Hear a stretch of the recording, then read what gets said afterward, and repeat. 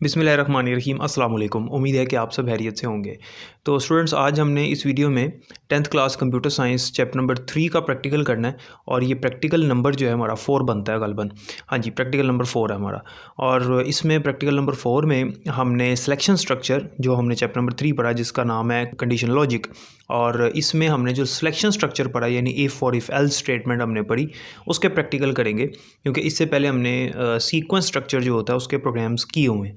तो आज जो प्रैक्टिकल होगा वो बड़ा इंपॉर्टेंट होगा। इसमें कुछ ऐसे प्रोग्राम्स हैं जो कि मैंने थ्योरी में नहीं करवाए हुए, तो मैं आपको यहीं पे करवा रहा हूँ। वो साथ आपका प्रैक्टिकल भी हो जाएगा और साथ आपके जो है ना प्रोग्राम का आपको सोल्यूशन भी मिल जाएगा।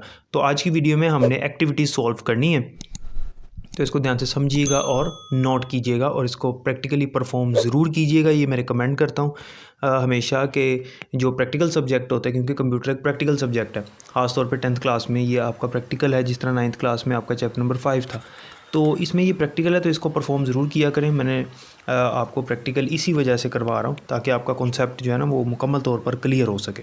ठीक है, जो प्रैक्टिकल सब्जेक्ट होता है उसकी थ्योरी की जितनी मर्ज़ी समझ आ जाए, जब तक आप खुद हाथ से प्रैक्टिकल नहीं करेंगे आप 100% जो है ना वो उसको समझ नहीं सकेंगे। ठीक है जी। तो सबसे पहले हम करते हैं जी अपनी एक्टिविटी नंबर 3.1।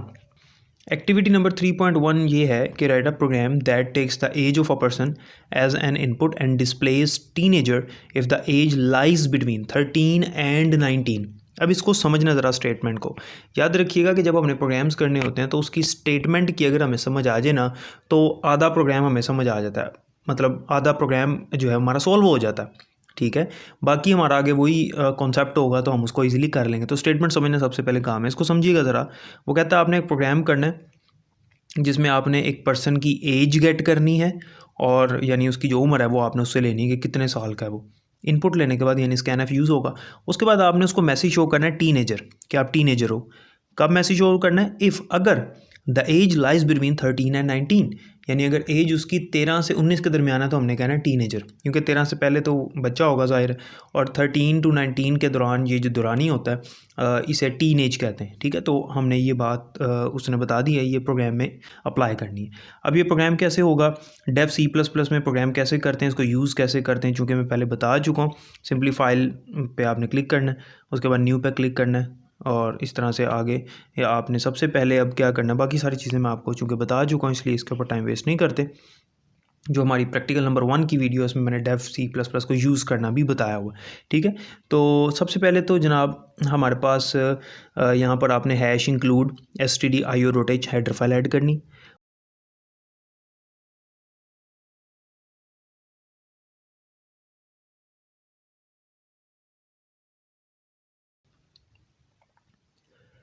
अब हमने एक वेरिएबल डिक्लेयर करना है जिसमें हमने यूज़र से उसकी एज लेनी है। तो चूँकि एज जो है वो कौन सी वैल्यू होती है, ज़ाहिर है पॉइंट में तो एज नहीं होती ना, वो तो एक नंबर होता है और इंटीजर होता है। तो हम एक वेरिएबल लेते हैं एज, जिसकी हम डाटा टाइप रख लेते हैं इंट।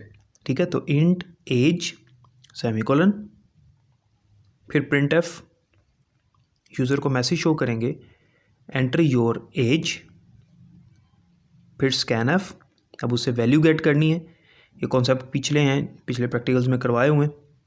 परसेंटेज डी इसलिए लगाया क्योंकि जो वेरिएबल है एज वो इंटीजर टाइप का है, और डबल कोट्स क्लोज करने के बाद कोमा एम्परसेंड का साइन लगाएंगे जो कि स्कैनफ में यूज़ होता है वेरिएबल के नाम के साथ। और किस वेरिएबल में वैल्यू लेनी है, एज में, तो एज लिख देंगे। ठीक है, आपकी मर्ज़ी, वेरिएबल का नाम आप कुछ भी रख सकते हो, what ever you want, like a लिख सकते हो आप, बी लिख सकते हो, सी लिख सकते हो, it's totally up to you.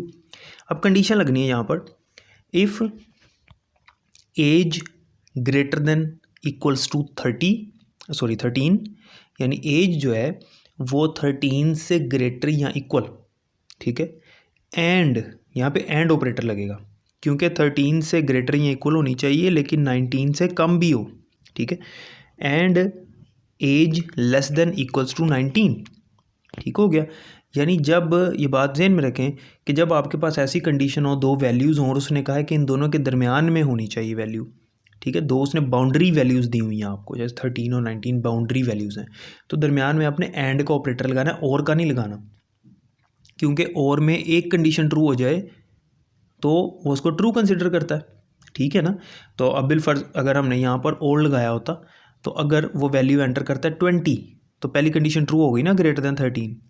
ठीक है। अब हालांकि 20 वाला टीनेजर नहीं होगा, तो इस सूरत में और के केस में तो ये तो मैसेज शो कर देगा टीनेजर, ठीक है।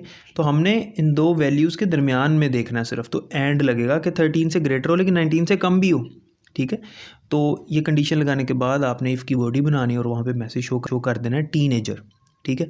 दूसरा उसने कुछ नहीं बताया कि भाई अगर ऐसा नहीं है, कंडीशन फॉल्स होती है तो फिर क्या शो करना, तो ये सिंपल इफ़ से होना था, इसमें एल्स का कोई काम नहीं। इफ़ की बॉडी क्लोज और मेन की बॉडी क्लोज। अब हम इसको रन करते हैं। जब आप इसको रन करेंगे तो देखें आपके सामने एक ब्लैक स्क्रीन आ गई, आउटपुट स्क्रीन। अब इसमें वो आपसे पूछ रहा है एंटर योर एज। अब यूज़र अपनी एज एंटर करता है। फॉर एग्जांपल वो एज एंटर करता है 14। जब उसने 14 लिख के एंटर किया तो ये देखें मैसेज शो हो गया टीनेजर, ठीक है। इसको दोबारा रन करते हैं, कंपाइल एंड रन, और अब फिर वो मैसेज शो कर रहा है एंटर योर एज। अब एज एंटर करते हैं 21। तो जब 21 एंटर किया तो देखें कोई मैसेज शो ही नहीं किया। क्यों? क्योंकि इफ़ की कंडीशन फॉल्स हो गई, ठीक है। जब 21 आया तो एज ग्रेटर दैन 13 तो हो गया, लेकिन एज लेस दैन 19 तो नहीं है। तो एंड में तो दोनों का ट्रू होना ज़रूरी। तो कंडीशन फॉल्स, तो टीनेजर मैसेज शो नहीं करेगा। इफ़ की बॉडी में नहीं गया, बाहर आया तो आगे प्रोग्राम एंड था, तो इसलिए उसने कोई मैसेज शो नहीं किया। ठीक हो गया। अब करते हैं एक्टिविटी नंबर 3.2। एक्टिविटी नंबर 3.2 ये है, write a program that takes year as input. यानी एक आपने ईयर गेट करना है उससे, लाइक 2012, 2022, 2021 ईयर, ठीक है, साल आपने उससे लेना है as input and displays leap year. If the input year is leap year, अगर तो उसने जो साल एंटर किया वो लीप ईयर है तो मैसेज शो कर देना लीप ईयर, ठीक है। और लीप ईयर क्या होता है? जो कि 4 से डिवाइड किया जाता है, तो 4 से मतलब 4 पे पूरा डिवाइड हो जाता है, ठीक है। Leap year is divisible by 4। Leap year क्या होता है? अगर हम इसको आसान अल्फाज में समझें तो लीप ईयर वो होता है जिसमें एक दिन ज़्यादा होता है, यानी फरवरी 29 डेज़ का होता है। वैसे तो नॉर्मली फरवरी 28 डेज़ का होता है ना, लेकिन हर 4 साल के बाद लीप ईयर आता है जिसमें फरवरी 29 डेज़ का होता है, तो साल में एक दिन ज़्यादा होता है, उसे लीप ईयर कहते हैं। लेकिन अगर मैथमेटिकल देखें, कंडीशनली इसमें देखें तो इसकी कंडीशन ये बनती है कि इसको अगर हम 4 से डिवाइड करें तो मुकम्मल डिवाइड हो जाए, तो इसे हम कहेंगे लीप ईयर। अब हम इसका प्रोग्राम करते हैं। तो उसी तरह से अपने hash include stdio.h header file उसी तरह से ये लगा हुआ है, इसी के अंदर हम लिख देते हैं लीप ईयर वाला प्रोग्राम। बहुत ही आसान है, बहुत ही सिंपल है, क्योंकि ईयर भी पॉइंट में नहीं होता है, एक इंटीजर वैल्यू है। तो इंट ईयर लिखेंगे, प्रिंट एफ मैसेज शो करेंगे एंटर एनी ईयर,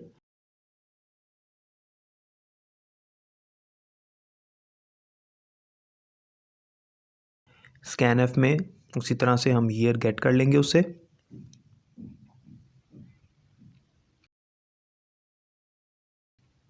अब जब हमने चेक करना होता है ना कि कोई नंबर किसी दूसरे से डिवाइड हो रहा है या नहीं हो रहा, तो हम मॉडुलस लेते हैं। इसी चैप्टर के अंदर इवन ओड वाला प्रोग्राम था, मैंने आपको वो समझाया हुआ है, थ्योरेटिकली बोर्ड पे समझाया हुआ है, ठीक है। तो उसमें हमने इवन ओड चेक किया था, नंबर इवन है कि नहीं। तो इवन वो होते हैं जो 2 पे डिवाइड हो जाते हैं, तो हमने वहाँ पे 2 पे डिवाइड करके चेक किया था। यहाँ हमने चेक करना है 4 पे डिवाइड होता है कि नहीं। तो ईयर जो यूज़र ने एंटर किया वो किस वेरिएबल में है? ईयर के वेरिएबल में। आप इसको वाई भी रख सकते हो, ठीक है। तो उसको हम मोड लेंगे 4 से।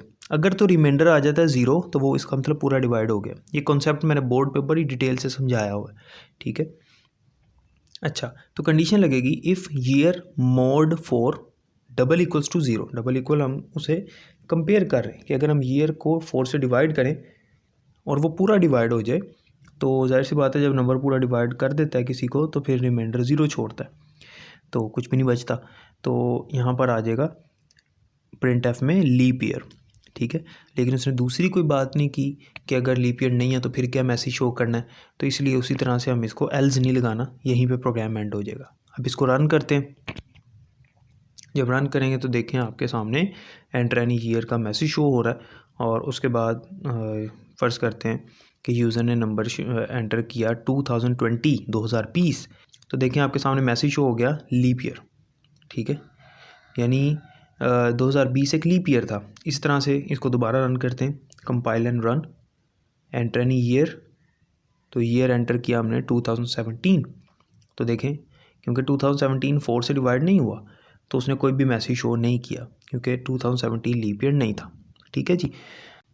उम्मीद है कि इतनी समझ आ गई होगी। ये हमारी 2 एक्टिविटीज़ हो गई हैं। मैंने भी इस चैप्टर की कुछ एक्टिविटीज़ और एक्सरसाइज के प्रोग्राम्स और करवाने हैं प्रैक्टिकल में। तो ये बेसिक 2 प्रोग्राम्स थे सिंपल इफ़ से। उम्मीद है कि समझ आ गई होगी। कोई क्वेश्चन हो तो आप कमेंट सेक्शन में पूछ सकते हैं। तमाम एक्टिविटीज़ और एक्सरसाइजेज़ के क्वेश्चंस और short questions, long questions, MCQs, इनके नोट्स ईज़ी वर्डिंग में मैंने बनाए हुए हैं। स्क्रीन पे नंबर चल रहा है, अगर आपको चाहिए तो आप कॉन्टैक्ट कर सकते हैं। अपना ख्याल रखिएगा। अल्लाह हाफ़िज़।